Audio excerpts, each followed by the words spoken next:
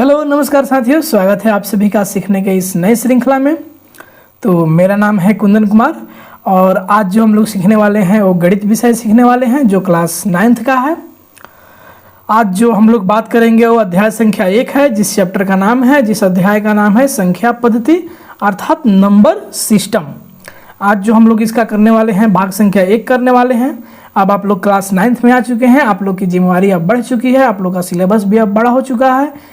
अब आप लोग हाई स्कूल के विद्यार्थी बन चुके हैं, तो यहाँ से आप लोग का दायित्व बनता है कि और अधिक मेहनत करें और अधिक परिश्रम करें ताकि अच्छे से अच्छे एक स्टूडेंट के तौर पे आप अच्छा से अच्छा काम कर पाएँ। तो हम उम्मीद करते हैं कि आप अपना क्लास 8 तक का जो मैथमेटिक्स है उसको आपने पढ़ा होगा, समझा होगा। आज जो हम लोग बात करेंगे क्लास 9th की बात करेंगे, अध्याय संख्या जो 1 है। तो बिना किसी समय को इधर उधर व्यतीत किए हुए हम आज के इस क्लास की शुरुआत करते हैं। तो आप भी मेरे साथ कलम और कॉपी निकाल कर तैयार हो जाइए और चलिए देखते हैं कि आज हम लोग क्या क्या सीखने वाले हैं। तो आज जो हम लोग सीखेंगे, सबसे पहले हम लोग बात करेंगे प्राकृत संख्या के ऊपर अर्थात नेचुरल नंबर, उसके बाद पूर्ण संख्या के ऊपर अर्थात होल नंबर, उसके बाद पूर्णांक इंटीजर्स और परिमेय संख्या अर्थात रेशनल नंबर और समानुपातिक परिमेय संख्या अर्थात इक्विवेलेंट रेशनल नंबर। ठीक है, इसमें से बहुत सारे जो टॉपिक हैं इसे आप ऑलरेडी पिछले क्लास में पढ़ चुके हैं, जैसे क्लास 6 में भी, 7 में भी और 8 में भी आप प्राकृत संख्या पूर्ण संख्या के बारे में जानते हैं। लेकिन इस चैप्टर की शुरुआत करने से पहले हम चाहेंगे कि आप एक बार बेसिक से जो लोग नहीं भी पढ़े होंगे उनके लिए भी वीडियो बने, तो इसको हम ध्यान में रखते हुए एक बार हम बेसिक से शुरू करते हैं इस क्लास को। तो चलिए जानते हैं कि प्राकृत संख्या अर्थात नेचुरल नंबर क्या होते हैं। तो देखो ध्यान देना, प्राकृत संख्या वे संख्याएं होती हैं जो 1 से शुरू होती हैं और क्या होती हैं, गिनती के लिए प्रयुक्त होती हैं। अर्थात गिनती की संख्या को हम लोग क्या बोलते हैं, प्राकृत संख्या बोलते हैं। अब गिनती कहाँ से शुरू होती है, तो 1 से शुरू होती है। तो 1 2 3 4 5 एक क्या होगी हमारी, ये सब प्राकृत संख्या होगी। और ऐसे ही करते करते हम कहाँ तक जाएंगे, अनंत तक जाएंगे। ये जो आपको सिंबल दिखाई दे रहा है ना, इसको अनंत या इन्फिनिटी बोलते हैं। 8 को ऐसे लिखो सीधा और इसको उलट के लिखेंगे। 8 अभी सीधा है, इसको क्या किए, लटा दिए, तो ये क्या बन जाएगा, इन्फिनिटी। ठीक ना। तो देखो ध्यान से, जो प्राकृत संख्या होता है इसमें जीरो शामिल नहीं होता है, इसमें कहीं भी जीरो शामिल नहीं है। अब हम बात करते हैं सबसे छोटा प्राकृत संख्या क्या है। सबसे छोटा, अगर आपसे कोई पूछे सबसे छोटा प्राकृत संख्या क्या है, तो सबसे जो छोटा प्राकृत संख्या है वो है 1। आया समझ में। और आपसे कोई ये भी पूछ सकता है कि सबसे बड़ी प्राकृत संख्या क्या है, तो आप बताइए, इन्फिनिटी जो है सबसे बड़ी प्राकृत संख्या है, अर्थात कितनी भी बड़ी हो सकती है। आया समझ में यहाँ तक। तो ये हमने जान गया प्राकृत संख्या क्या होती है। तो गिनती की संख्या को हम लोग प्राकृत संख्या बोलते हैं जो 1 से शुरू होती है। सबसे छोटा जो प्राकृत संख्या है वो 1 है और सबसे बड़ा जो प्राकृत संख्या वो क्या है, इन्फिनिटी है, इसमें जीरो नहीं आता है। अगर हम आपसे कहें कि अगर 2 प्राकृत संख्याओं का अगर हम जोड़ करें तो किस प्रकार की संख्या बनेगी, तो अगर हम 2 प्राकृत संख्याओं को जोड़ेंगे तो वो प्राकृत संख्या ही मिलेगी। क्या मिलेगी, प्राकृत संख्या ही मिलेगी। जैसे में 5 जोड़ 3 किए तो कितना मिला, 5 और 3 8। 5 भी प्राकृत संख्या है, 3 भी प्राकृत संख्या है और 8 भी प्राकृत संख्या है। तो जब 2 प्राकृत संख्याओं को जब जोड़ेंगे तो एक प्राकृत संख्या ही मिलेगी। अगर अब हम बात करते हैं घटाओं के ऊपर, किसके ऊपर बाबू, घटाओं के ऊपर। अगर हम 2 प्राकृत संख्याओं को घटाएं तो ये जरूरी नहीं है कि वो जो संख्या मिलेगी वो प्राकृत संख्या ही मिलेगी, मिल भी सकती है और नहीं भी मिल सकती है। जैसे देखो हम घटा रहे हैं 8 घटाओ 5, तो ये कितना आएगा, 8 में से 5 जाएगा तो 3, तो 8 भी प्राकृत संख्या है, 5 भी प्राकृत संख्या है और 3 भी प्राकृत संख्या है। तो जब हम घटाए तो प्राकृत संख्या मिल गया। अगर हम यही बात करें 10 घटाओ 10, तो 10 में से 10 गया 0, और 0 किस प्रकार की संख्या है, प्राकृत संख्या नहीं है। तो हमने यहाँ घटाया और देखा कि प्राकृत संख्या को जब हम घटा रहे हैं तो प्राकृत संख्या नहीं मिल रहा है। आया समझ में। तो ये हमने पूरा प्राकृत संख्या के बारे में जान लिया। गुना भी करेंगे प्राकृत संख्या को तो क्या मिलेगा, प्राकृत संख्या ही मिलेगा। लेकिन जब भाग लगाएंगे तो प्राकृत संख्या मिल भी सकता है और नहीं भी मिल सकता है। ठीक है। अब हम बात करते हैं पूर्ण संख्या के बारे में, अर्थात अभी तक ये जो हमारा संख्या थे पूर्ण नहीं था, अर्थात 1 से शुरू होता था अनंत तक जाता था, तो इसे हम नेचुरल नंबर अर्थात प्राकृत संख्या बोलते थे। अब देखो पूर्ण संख्या की बात हम जब करेंगे जब प्राकृत संख्या में हम क्या करें, जीरो भी ऐड कर दें। प्राकृत में हम क्या किए, शून्य को भी मिला दिए। तो जब प्राकृत संख्या यहाँ से शुरू होता था, इसके पहले एक हम जीरो लगा दिए, तो ये हमारा क्या बन गया, पूर्ण संख्या बन गया। तो प्राकृतिक संख्याओं के साथ साथ जीरो को भी शामिल कर लिया जाए तो उसे हम क्या बोलेंगे, पूर्ण संख्या बोलेंगे। यहाँ तक आया समझ में। अगर आपसे कोई पूछे सबसे छोटी पूर्ण संख्या क्या है, तो सबसे छोटी पूर्ण संख्या क्या हो जाएगी, शून्य अर्थात जीरो। अब हम सिंपल बात करते हैं कि अगर दो प्राकृत संख्याओं को जोड़ेंगे तो प्राकृत संख्या आएगा, और दो पूर्ण संख्याओं को जोड़ेंगे तब भी क्या आएगा, पूर्ण संख्या ही आएगा। इसमें भी घटाव वाला नियम लागू नहीं होता है। जैसे देखिए, अगर नियम को काटना है तो एक एग्जाम्पल के द्वारा हम काट सकते हैं। जैसे मैं 5 घटाव 10 किए, 5 भी पूर्ण संख्या है, 10 भी पूर्ण संख्या है, तो घटाएंगे तो कितना आएगा, -5। -5 एक पूर्ण संख्या नहीं है, अर्थात जब हम दो पूर्ण संख्याओं को आपस में घटाएंगे तो पूर्ण संख्या मिल भी सकता है और नहीं भी मिल सकता है। ध्यान रखिएगा इस बात का। गुना करेंगे, दो पूर्ण संख्या का गुना करेंगे तो क्या आएगा, पूर्ण संख्या ही आएगा। जैसे में 5 गुना 3, 5 गुना 5 तो कितना आया, 25। 25 भी क्या है, पूर्ण संख्या है। 5 गुना 0 कर दिए तो 0 आ रहा है ना, 5 में 0 से गुना करेंगे तो 0 आएगा। 0 क्या है, पूर्ण संख्या है। तो दो पूर्ण संख्याओं का गुना करेंगे तो क्या आएगा, पूर्ण संख्या आएगा। लेकिन अगर हम भाग लगाए तो पूर्ण संख्या आ भी सकता है और नहीं भी आ सकता है। जैसे देखिए 25 डिवाइड बाई 5, मैंने 25 में 5 से भाग लगाएंगे तो कितना आएगा, 5। अगर हम इसी को कर दे 5 डिवाइड बाई 25, तो इसका मतलब हो गया 5 25, मैंने 1/5। तो 1/5 क्या है, ये हमारा पूर्ण संख्या नहीं है। तो भाग लगाने पर पूर्ण संख्या आ भी सकता है और नहीं भी आ सकता है, ध्यान रखिएगा। अब हम बात करते हैं पूर्ण संख्या के बाद पूर्णांक के बारे में, जिसको इंग्लिश में हम लोग इंटीजर बोलते हैं। क्या बोलते हैं, इंटीजर। तो जरा ध्यान दीजिएगा, पूर्ण संख्याओं के साथ साथ उनके ऋणात्मक अर्थात निगेटिव रूप को भी शामिल कर लिया जाए तो उसे हम लोग क्या बोलते हैं, पूर्णांक बोलते हैं। यहाँ से 1 से शुरू करे थे, क्या था हमारा, प्राकृत संख्या था। 0 को हमने मिला दिया तो क्या बन गया, पूर्ण संख्या बन गया। अब हम क्या कर रहे हैं, निगेटिव वाले संख्या भी ले रहे हैं, अर्थात ऋणात्मक संख्या भी ले रहे हैं, तो ये हमारा क्या बन जाएगा, पूर्णांक बन जाएगा। इधर भी इन्फिनिटी तक जाएगा, प्लस के इन्फिनिटी तक, और इधर भी माइनस के इन्फिनिटी तक। तो यहाँ तक आप समझ रहे हैं, अर्थात -इन्फिनिटी ऐसे करते करते आएंगे तो -3, -2, -1, 0, फिर प्लस का 1, 2, 3, 4, और ये भी प्लस के इन्फिनिटी अर्थात प्लस के अनंत तक जाएगा। यहाँ तक कंप्लीट हुआ। तो इसमें कोई छोटा पूर्णांक नहीं होता। जो सबसे छोटा पूर्णांक होगा वो कितना हो जाएगा, जो संख्या रेखा का सबसे बाएं तरफ होगा तो -इन्फिनिटी सबसे छोटा हो जाएगा, सबसे बड़ा क्या हो जाएगा, प्लस का इन्फिनिटी। तो अमूमन जो सवाल पूछे जाते हैं वो पूर्ण और प्राकृत संख्या से ही पूछे जाते हैं कि सबसे छोटा पूर्ण संख्या क्या है और सबसे छोटा प्राकृत संख्या क्या है। ठीक है, तो देखिए यहाँ पे हमारे पास एक नंबर लाइन है जिसमें ये जो आपको ब्लू वाला जो पार्ट दिख रहा है इसमें हम पॉजिटिव संख्या बनाए हैं।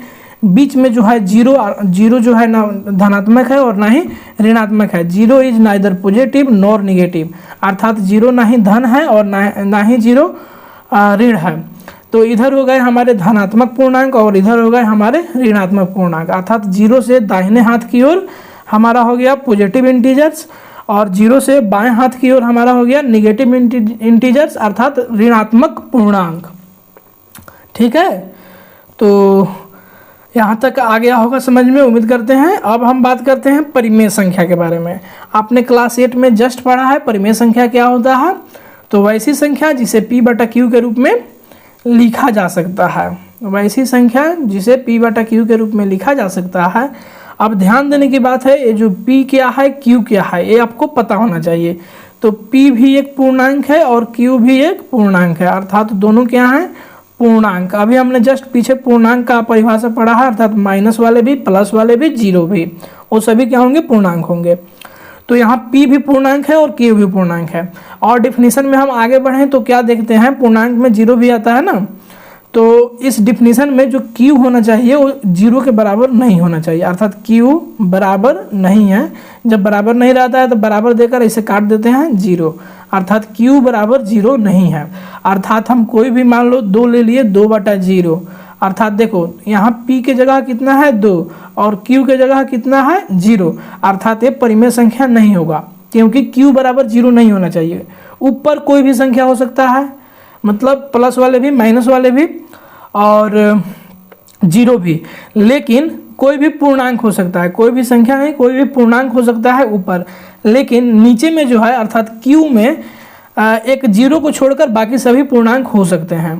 ठीक है, अब जरा देखिए इसका एग्जाम्पल हम अगर देखें तो 1/2 -3/4 ये भी परिमेय संख्या है, 7/1 ये भी परिमेय संख्या है।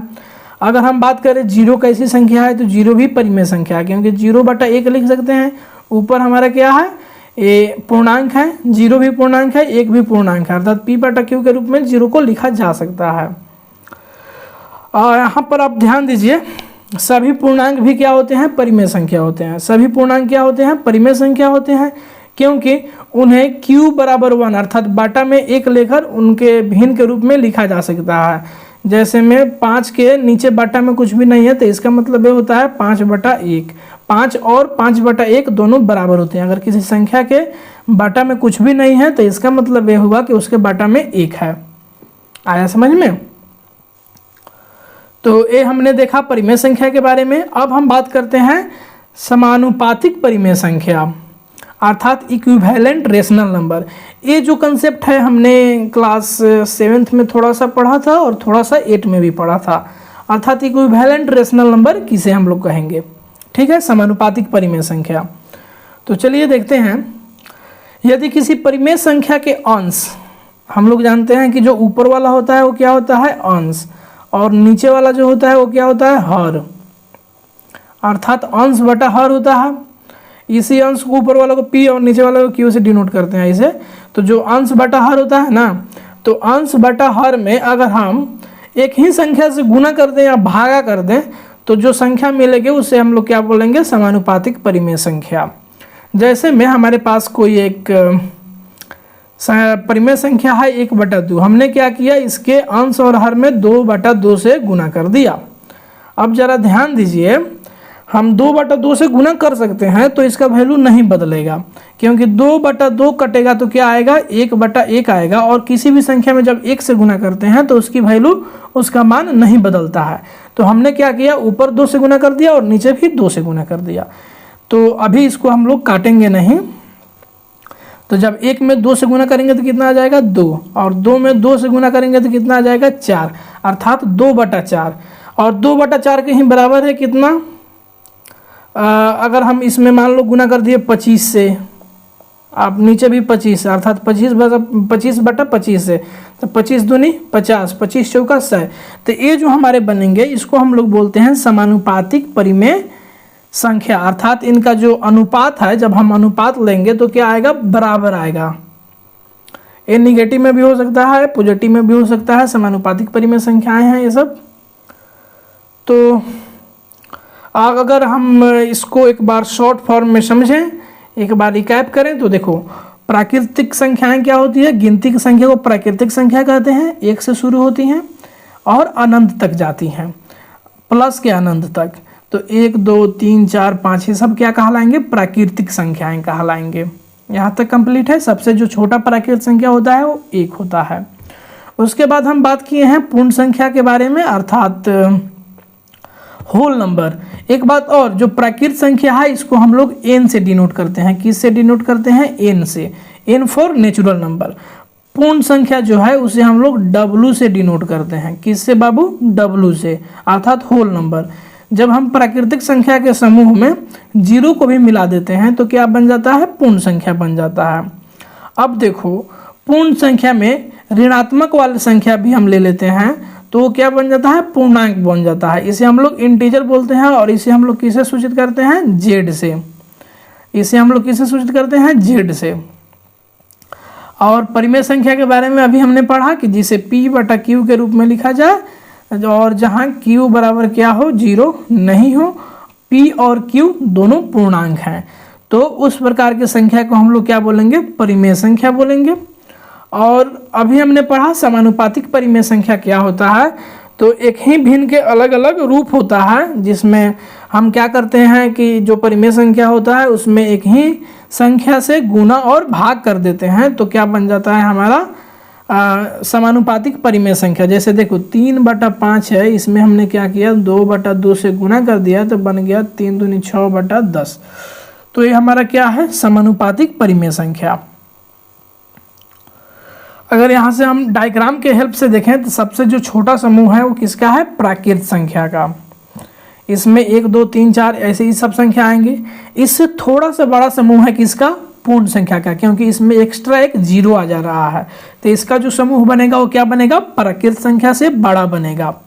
ठीक है, देखो पूर्ण संख्या में प्राकृत संख्या तो पूरा आ ही रहा है, लेकिन इसके साथ साथ एक अतिरिक्त संख्या भी आ रहा है, अर्थात 0 भी आ रहा है। तो यहाँ से स्टेटमेंट वाले सवाल आ सकते हैं, क्या सभी प्राकृत संख्या पूर्ण संख्या होती है, तो एकदम होती है, क्योंकि पूर्ण संख्या के अंदर पूरा प्राकृत संख्या आ जाता है। लेकिन उसका उल्टा सही नहीं है। उल्टा मतलब पूछा जाएगा आपसे, क्या सभी पूर्ण संख्या प्राकृत संख्या होती है, तो सभी पूर्ण संख्या देखो प्राकृत संख्या नहीं होती है। क्यों नहीं होती है, क्योंकि पूर्ण संख्या में एक संख्या 0 भी आता है, 0 क्या है, प्राकृत संख्या नहीं है, तो पूरा के पूरा संख्या उसमें आ जाना चाहिए, तब जाकर वह जो स्टेटमेंट है सही होगा। ठीक है, अब देखो पूर्ण संख्या में जब हम निगेटिव वाला पार्ट भी मिला देंगे तो ये पूर्णांक हो जाएगा। तो यहाँ तक तो पूर्ण संख्या था और इधर एक्स्ट्रा हमने जोड़ दिया तो ये क्या बन गया, पूर्णांक बन गया। ठीक है, क्या बन गया, पूर्णांक बन गया। तो ये पूर्ण संख्या से भी ज़्यादा बड़ा होगा पूर्णांक, और पूर्णांक से भी ज़्यादा बड़ा होगा क्या, परिमेय संख्या। हमारा क्या होगा बड़ा, परिमेय संख्या, अर्थात हम जिसे p/q के रूप में लिख सकते हैं। और जहाँ p और q क्या है, पूर्णांक है, और q बराबर क्या है, 0 नहीं है, तो ये इससे भी बड़ा होगा, क्योंकि इसमें पूर्णांक भी आ जाएगा, पूरे पूर्ण संख्या भी आएंगे, पूरे प्राकृत संख्या भी आएंगे इस परिमेय संख्या के अंदर। तो अभी तक जो हमने अभी तक सीखा उसमें सबसे बड़ी वाला जो अभी संख्या का जो संग्रह है वो किसमें है, परिमेय संख्या के अंदर है। उससे कम पूर्णांक में है, उससे कम पूर्ण संख्या में, और सबसे कम किसमें है, प्राकृत संख्या में है। तो उम्मीद करते हैं कि यहाँ तक समझ में आया होगा। जो अगले भाग में हम लोग देखेंगे वो देखेंगे उदाहरण संख्या 1 और 2, और फिर थोड़ा सा प्रश्नावली 1.1 को भी। तब तक आपका बहुत बहुत धन्यवाद। मिलते हैं अगले भाग में। जय हिंद।